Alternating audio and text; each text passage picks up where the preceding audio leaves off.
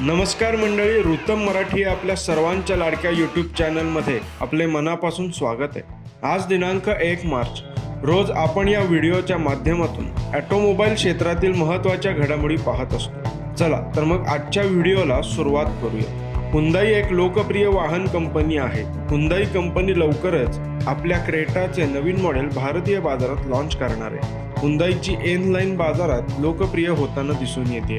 येत्या 11 मार्च रोजी Hyundai company लवकरच आपली Creta N line model launch करेल।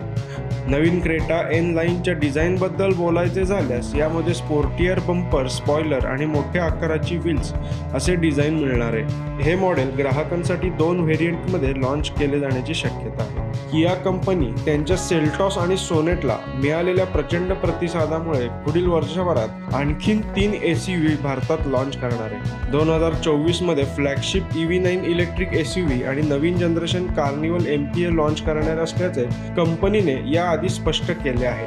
कंपनी नवीन सब 4 मीटर SUV सादर करणार आहे, ज्याला किया क्लॅविस म्हटले जाऊ शकते। 2025च्या सुरुवातीला हे भारतात लॉन्च होण्याची शक्यता आहे।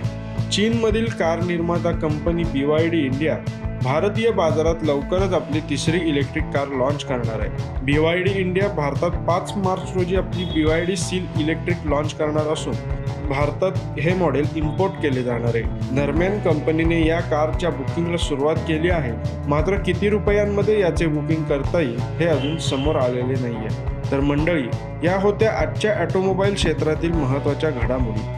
अशाच नवनवीन घडामोडी जाणून घेण्यासाठी आमच्या रुतम मराठी यूट्यूब चॅनलला लाईक, शेअर आणि सबस्क्राईब करायला विसरू नका। उद्या पुन्हा एकदा नवीन घडामोडींसह भेटूयात। धन्यवाद।